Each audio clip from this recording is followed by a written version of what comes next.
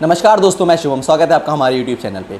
दोस्तों, 3 से 4 दिन पहले आपने कंट्रोवर्सी सुनी होगी भारत और नेपाल के बीच में।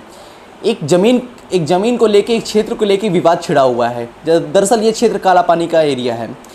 हुआ ये था कि नेपाल ने कुछ दिन पहले अपने देश का एक राजनैतिक मानचित्र रिलीज़ किया, जिसमें उन्होंने 3 क्षेत्र लिम्पियाधुरा, काला पानी और लिपुलेख, जो क्षेत्र उत्तराखंड राज्य में अभी भारत के मैप में प्रदर्शित किए जाते हैं, उसको अपना क्षेत्र बता दिया, जिसके वजह से पूरी कंट्रोवर्सी क्रिएट हो गई। आज की वीडियो में समझेंगे कि आखिर में ये काला पानी क्षेत्र है कहाँ पर, असलियत में इसका इतिहास क्या है, इतिहास क्या बोलता है, क्या किसका क्षेत्र है, और इस क्षेत्र को लेकर भारत और नेपाल के अलग अलग तर्क क्या हैं, और असलियत में यह क्षेत्र किसका होना चाहिए।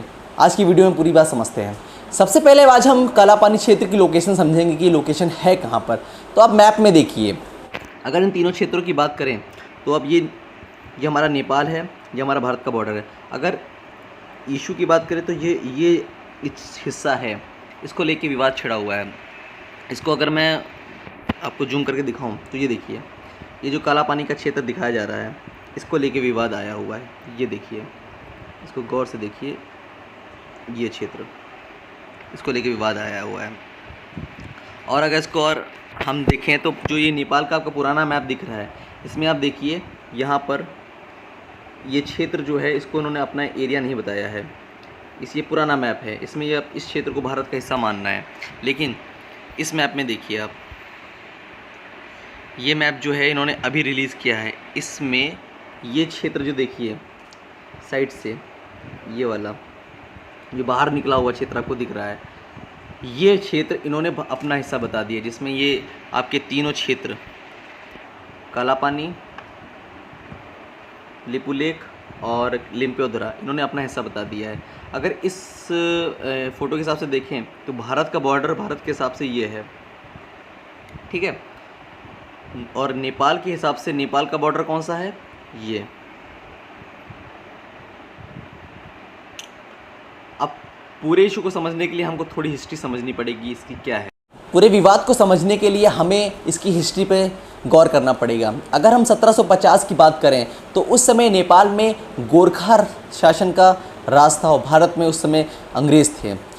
हुआ ये था कि 1750 में जब पृथ्वी नारायण सिंह यहाँ पर शासन कर रहे थे नेपाल में, तब उन्होंने उनके हिस्से में उत्तराखंड का गढ़वाल और कुमायूं क्षेत्र और भारत का जो इस समय का सिक्किम क्षेत्र है, वो उनके अंडर में आता था। 1814 के आसपास भारत और नेपाल के बीच में एक युद्ध हुआ जो 2 साल तक चला, 1814 से लेकर 1816 तक। उस युद्ध में अंग्रेज को विजय मिली और उन्होंने एक संधि नेपाल सरकार के साथ की। जो नेपाल का राज शासन था, इनका जो गोरखा शासन था, उन्होंने एक सुगौली की संधि उनके साथ की, जिसके बाद उन्होंने सीमाएं निर्धारित कर दी कि इस सीमा के इस पार भारत है, इस सीमा के उस पार आपका नेपाल है। उन्होंने क्या किया, काली नदी को, जो नेपाल के पश्चिम में पड़ती है, काली नदी को उन्होंने बॉर्डर मान लिया कि काली नदी के इस तरफ भारत होगा और काली नदी की उस तरफ, मतलब काली नदी की दाईं ओर भारत होगा, काली नदी की बाईं ओर नेपाल होगा। उन्होंने इस बॉर्डर को क्रिएट कर दिया। मसला ये था कि नदी तो डिफाइन कर दी गई कि ये बॉर्डर है, बॉर्डर के इस पार भारत है, बॉर्डर के उस पार नेपाल है, लेकिन नदी का जो ओरिजिन पॉइंट था कि नदी कहाँ से निकल रही है, इस चीज़ को बताया नहीं गया।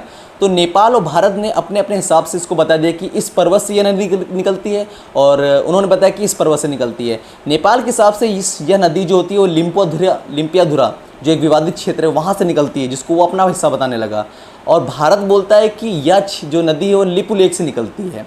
तो भारत के हिसाब से लिपुलेख के इधर, लिपुलेख के जो दाईं में सारा जो क्षेत्र है वो नेपाल का होगा, और जो लिपुलेख के इस साइड का जो क्षेत्र है वो पूरा भारत का होगा। चलिए एक बार मैं काली नदी का पूरा पाथ देखते हैं कि कहाँ से कहाँ निकलती है।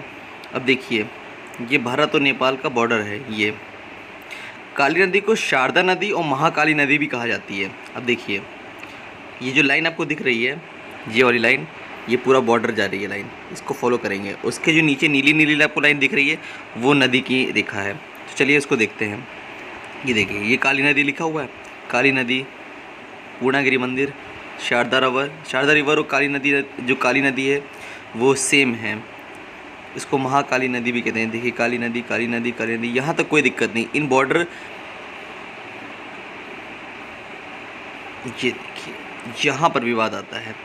ये देखिए, यहाँ पर जो ऊपर से अगर आप देखेंगे तो दो नदियाँ आपस में आके मिल रही हैं, जिन्हें शारदा रिवर कहते हैं। अब भारत बोलता है कि जो काली नदी है वो ये है, नेपाल बोलता है कि काली नदी ये है। अगर इस हिसाब से देखें, अगर भारत के साथ समझे तो भारत का एरिया यहाँ तक जाता है और यहाँ तक, जिससे क्या होता है, पूरा क्षेत्र भारत को मिल जाता है। ये देखिए, ये क्षेत्र पूरा ऐसे भारत के एरिया में आ जाता है पूरा।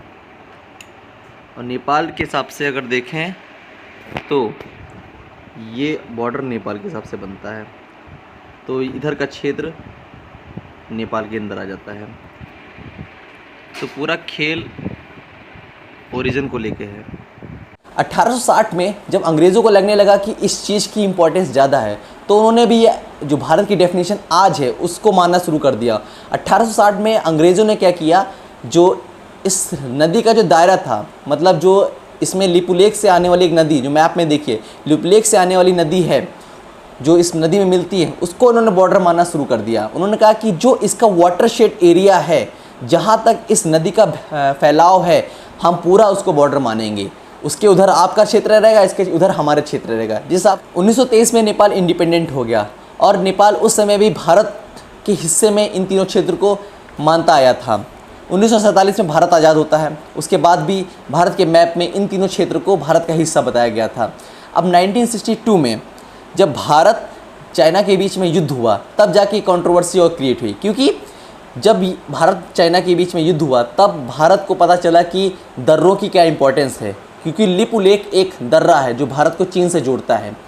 हुआ ये था कि 1962 में चाइना ने जो अरुणाचल प्रदेश हमारा क्षेत्र है, वहाँ के सीला दर्रा से एंट्री करके भारत को बहुत नुकसान पहुँचाया था। उसके बाद से भारत ने जितने भी भारत के चाइना से दर्रे लगते हैं, वहाँ पर सिक्योरिटी फोर्सेस को बढ़ाना शुरू कर दिया। उसके बाद से ही उन्होंने, भारत ने भी लिपुलेख में ITBP के जवानों को वहाँ पर तैनात कर दिया। हालांकि तब भी नेपाल ने ऐसा कोई इशू क्रिएट नहीं किया। 1997-1998 तक, जब तक वहाँ पर ऐसी कोई बात नहीं निकल के आई, वहाँ के पॉलिटिकल सिस्टम में इस विवाद को नहीं उठाया गया, तब तक नेपाल ने ऐसा कोई विवाद क्रिएट ही नहीं किया। भारत के मैप में, चाइना के मैप में इन तीनों क्षेत्रों को भारत का हिस्सा बताया गया। अब जब नेपाल इस समय डेमोक्रेटिक राज्य है, तो आप समझ सकते हैं कि बॉर्डर इश्यूज़ का कितना बड़ा रोल होता है किसी भी देश की पॉलिटिक्स में। आप भारत का देख लीजिए, भारत पाकिस्तान का जो बॉर्डर है, POK का क्षेत्र है और कश्मीर का क्षेत्र, वो कितना डिस्प्यूटेड एरिया बताया जाता है। पाकिस्तान भी इस पर राजनीति करता है और भारत में भी कभी कभी इस पर राजनीति हो जाती है। जो हमारा बांग्लादेश का क्षेत्र है, वहाँ भी कुछ ना कुछ विवाद है। जो भारत का नेपाल का क्षेत्र है, तो उसमें विवाद आप समझ ही रहे हैं। म्यांमार के साथ भी हमारा कुछ विवाद चला करता है। तो जो बॉर्डर इश्यूज़ होते हैं, उनको लेकर हमेशा पॉलिटिकल सिस्टम में डिस्टर्बेंस क्रिएट रहती है। अब क्या है कि हमें भारत और नेपाल के दोनों को तर्कों को समझना पड़ेगा। फिर मैं आप पे छोड़ता हूँ कि आप बताइए कि इसमें किसके तर्क ज़्यादा सॉलिड हैं और वाकई में ये क्षेत्र किसका होना चाहिए, क्योंकि आपने इतिहास को समझा है। तो आप बताइए कि इसमें ये क्षेत्र एक्चुअली में किसका होना चाहिए। नेपाल ये बोलता है कि आप सारी संधियां, सारे रिकॉर्ड छोड़ दीजिए। आप 1816 जो भारत और नेपाल के बीच में संधि हुई थी, उसको उठाइए। तो सुगौली की संधि में साफ साफ लिखा हुआ कि काली नदी के इस पार हमारा क्षेत्र है और काली नदी के उस पार हमारा क्षेत्र है। तो जो इस बार उन्होंने पॉलिटिकल मैप्स निकाले हैं, उसमें उन्होंने यही सुगौली की संधि का सोर्स लेके इन्होंने बताया कि हमने इसी को क्राइटेरिया माना है और इसके डिफाइन पर ही हमने अपना बॉर्डर डिफाइन किया है।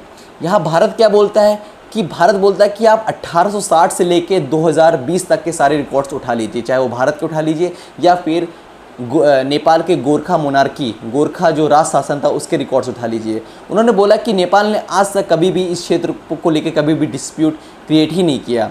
तो भारत बोलता है कि ब्रिटिश शासन में भी, आज़ादी के समय में भी, और जब नेपाल इंडिपेंडेंट राज्य बना तब भी वहाँ की मोनार्की ने, वहाँ के शासन ने इन तीनों क्षेत्रों को भारत का हिस्सा माना था। फिर ये विवाद क्यों? भारत और नेपाल के बीच में बॉर्डर नाम की वैसे भी कोई चीज़ नहीं है। अगर आप समझें, अगर आपको आज नेपाल जाना है तो आपको कोई पासपोर्ट की आवश्यकता नहीं, ना कोई वहाँ पर डॉक्यूमेंट वेरिफिकेशन एक बड़े स्तर पे नहीं चाहिए। आप वहाँ पर सिंपली कुछ पेपर्स साइन करके आप सीधे नेपाल में एंट्री कर सकते हैं और नेपाल के लोग भारत भी बिना किसी दिक्कत के आ सकते हैं। और भारत जो है नेपाल को बहुत ज़्यादा सुविधाएं भी देता है। वो हमारे यहाँ आर्मी में काम कर सकते हैं, वो हमारे यहाँ कुछ सिविल सेवाएं जो होती हैं उनमें भी पार्टिसिपेट कर सकते हैं। तो इस क्षेत्र को लेके कोई विवाद वैसे क्रिएट नहीं होना चाहिए, क्योंकि यह क्षेत्र नेपाल के हिसाब से कोई बहुत इतना इंपॉर्टेंस नहीं रखता है जितना भारत के लिए रखता है, क्योंकि भारत के लिए यह क्षेत्र सिक्योरिटी पर्पज़ से और भारत की जो पिलग्रिमेज हैं, जो भारत के तीर्थयात्री, उनके पर्पज़ से बहुत इंपॉर्टेंस रखता है। क्योंकि ये ऐसा क्षेत्र है जहाँ से चाइना भारत की राजधानी को बहुत आसानी से एक्सेस कर सकता है, क्योंकि लिपुलेख से तिब्बत हमारा 100 किलोमीटर के आसपास पड़ जाता है, और लिपुलेख से ही अगर आप दिल्ली लेंगे तो वो भी बहुत ज़्यादा डिस्टेंस नहीं है। तो भारत और चीन के बीच में यह पास बहुत इंपॉर्टेंट भारत के हिसाब से है। दूसरी चीज़ ये है कि भारत ये भी बोलता है कि अगर आप ऐतिहासिक दृष्टिकोण से समझें तो अंग्रेज़ों के आने से पहले इस मार्ग से भारत के जो तीर्थयात्री थे वो कैलाश मानसरोवर और माउंट कैलाश जाने के लिए इस मार्ग का उपयोग करते थे। क्योंकि अगर आप देखें तो हमारे लिपुलेख से लगभग 100 किलोमीटर की दूरी पर ही माउंट कैलाश है और मानसरोवर झील है। आप मैप में देखिए, वहाँ पर लगभग 100 किलोमीटर की डिस्टेंस है। तो ये एक बहुत ही आसान रूट है जिसके द्वारा भारत के जो तीर्थयात्री वो मानसरोवर को एक्सेस कर सकते हैं। भारत ये बोलता है कि इतने सालों से, लगभग 150 सालों से ऐसा कोई विवाद उत्पन्न नहीं किया गया।